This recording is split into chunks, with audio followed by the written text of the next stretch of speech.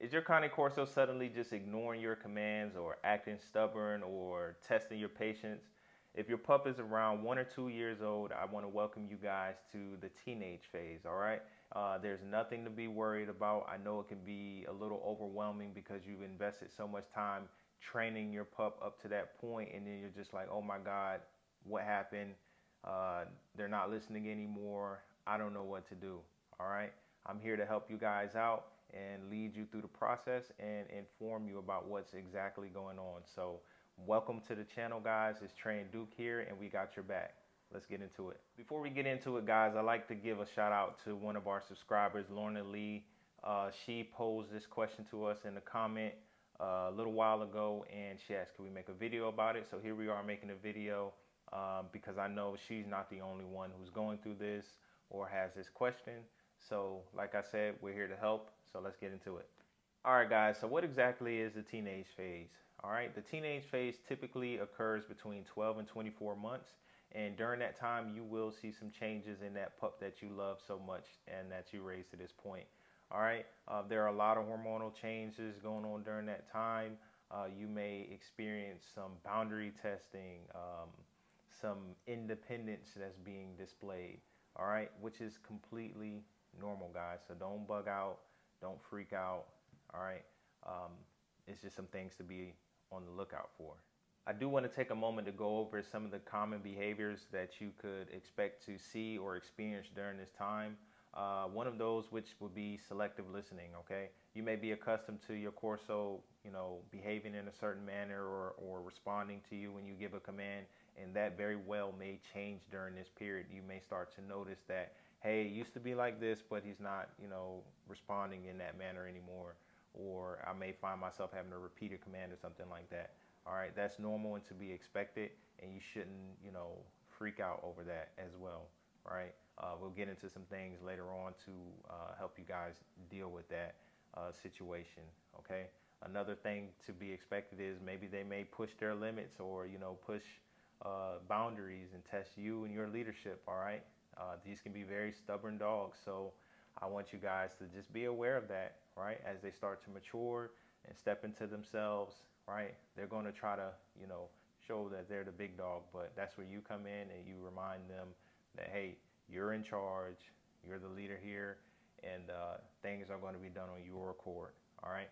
Keep that in mind, all right? You may also see maybe some mouthiness, them going back to maybe chewing on some things or, just getting into some stuff, all right? That's just something to keep in mind and, identify and say, hey, all right, I have to correct and redirect that behavior, okay?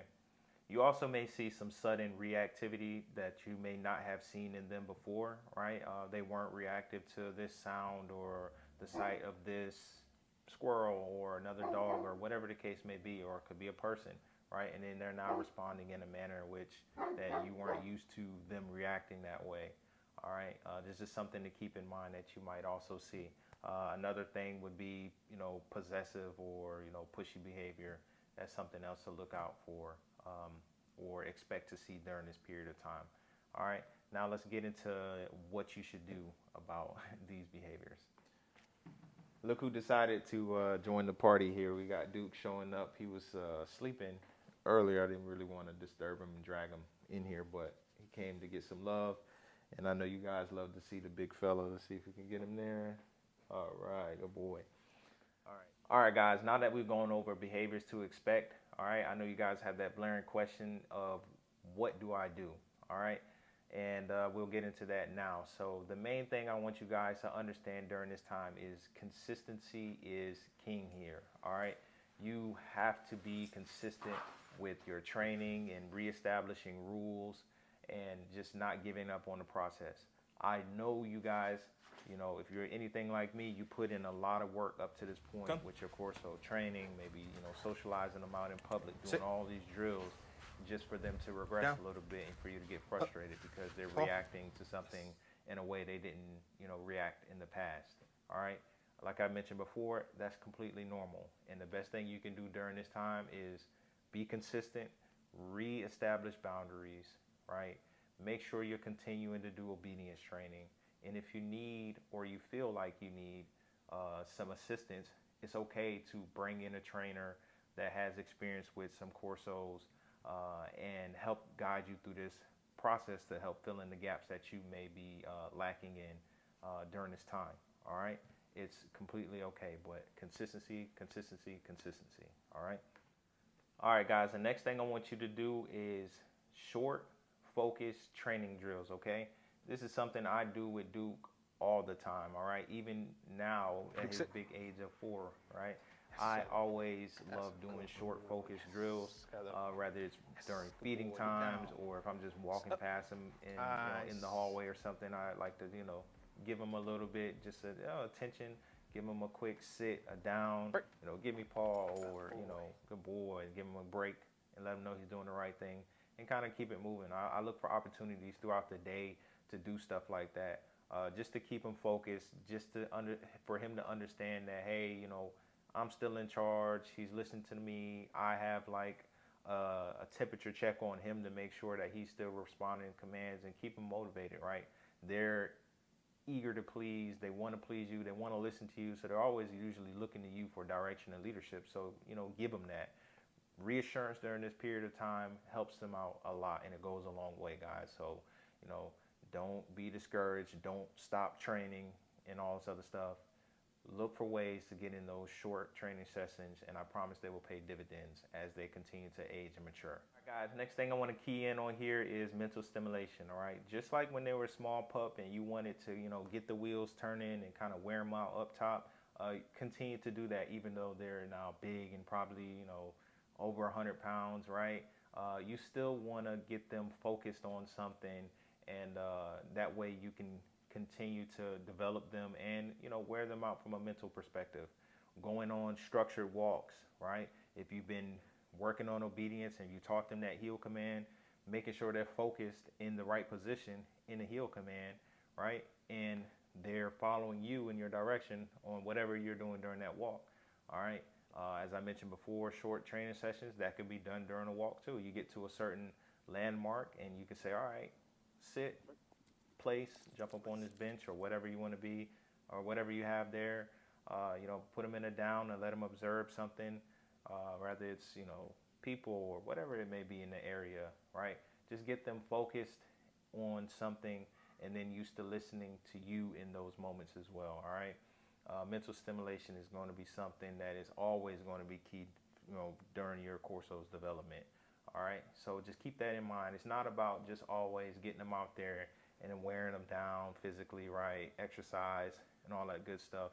You're still doing that. But during those moments, look for ways to really get them thinking and focused. All right. That's going to help rein them back in and help with that regression, or help, push off some of that behavior that you're starting to see that you don't like, that you're not accustomed to. All right, guys. So just keep that in mind. Keep them mentally stimulated, and that's going to help you out. All right. All right, guys, I really want you guys to focus up and pay attention to this next point, all right? During this time, you will become frustrated, all right? That may even be the reason why you found this video. And I want you guys to understand during this time, it is important that you remain calm, especially during your corrections, okay? This is not the time to, go into something crazy or over the top or whatever the case may be. You have to be cool, calm, and collective during your corrections of that behavior and also your redirections, okay? It's easy for you to get frustrated and begin yelling and losing composure and stuff like that, all right? That's not going to help you out here, right? That's not going to make them listen, even more, or whatever the case may be. So stay cool, stay calm, stay collective, and remember that your leadership presence here matters, all right? You're going to be the one that's guiding your pup through this tough time or situation that they're going through. And trust me, guys, you got it in you. Just go through the steps that I laid out here and things will be just fine.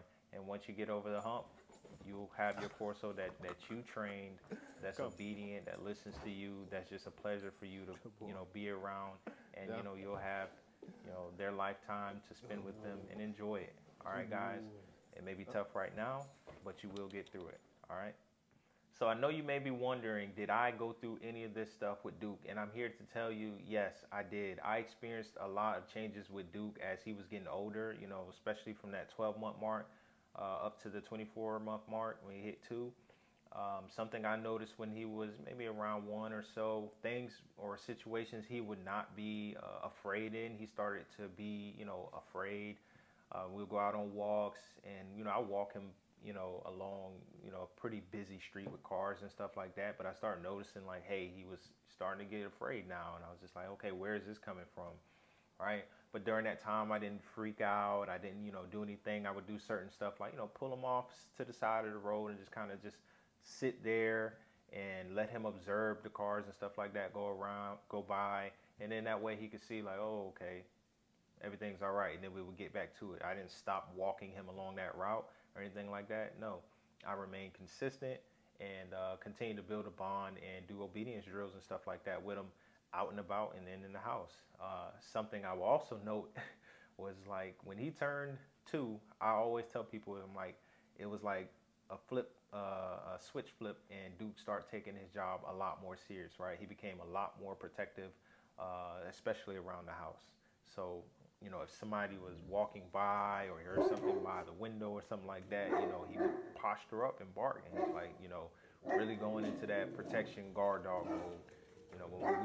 When we would be out and about, if we're walking, I have him on a hill, he's not reacting to people or, other dogs or anything like that. Even if they're chirping at him from a distance, he's not concerned or reacting or doing anything in that situation. But in and around the house, he took it to another level. He was very protective, and that was something that I noticed, right? Obviously, that bark got a lot deeper. He continued to get bigger and stronger, and, he would posture up like a big dog. I could see it in his body language, and I was like, okay, he's matured into, that Corso that we probably all seen or thought had in our mind when we got our pup, like, oh, he's going to get so big and have this big, strong, bold dog. And he definitely became that. So just something to keep in mind. Hey, you are dealing with a large breed guardian dog, okay? They are going to get big, and, they are going to be, protected of you and your loved ones or whoever they, are just part of the pack. So just keep that in mind. Socialize, train your dogs. That doesn't mean they're going to be like, jumping out at everybody or whatever the case, or people can't pet them and stuff like that. That's not the case, but it's just something to keep in mind. Like, hey, they have these natural instincts, and they're going to grow into them, and they're going to exhibit them at some point. And you have to be aware of that and not just freak out and say, oh, whatever, I can't deal with this, or whatever the case may be. I want you guys to be prepared and expect, for these things to happen, and you know exactly what to do and how you're going to deal with it, okay? All right. So that's just, a little personal story from me, just so you guys know, like, yes, I've dealt with these things, and, I did have a concern during that time, but I did the things that I listed out earlier in the video, and hey, I'm okay with Duke. He's about to be 5 here, and you guys know from the videos how much I love Duke, how much of a great dog he is, and all that work has paid dividends for my experience with him. So I want you guys to have a similar relationship with your pup, and because it's truly a beautiful thing. Duke has always been there for me, helped me out during tough times, as you guys seen in other videos and stuff as well. But it's just something that I hold near and dear to my heart. I love that dog. All right.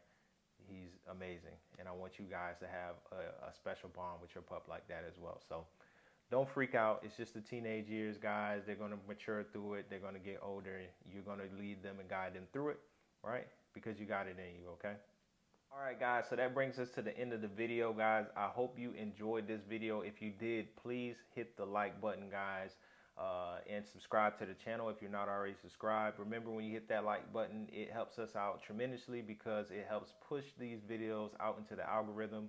And for other people who may be seeking help like you were, they get this video recommended to them, and it helps them out a lot. All right, guys. Also, please comment below if you've been going through some of these things. Get the conversation going in the comments. Let us know if what behaviors you experienced during this time, or if you have any additional questions, put it in the comment section. I'll be in there. I will answer some questions. We have other very senior Corso owners that can help you guys out in the comments. So please share in the comments if you went through this phase, if you're going through that phase. Please let us know, guys. All right. Again, I thank you if you made it to this point in the video. Thank you for supporting the channel, guys. If this video helped you, remember that we also accept super thanks on the channel as well. So if you want to donate or help out that way, anything you guys do to help us out to keep this stuff going is appreciated. So until next time, guys, have a good one. Peace.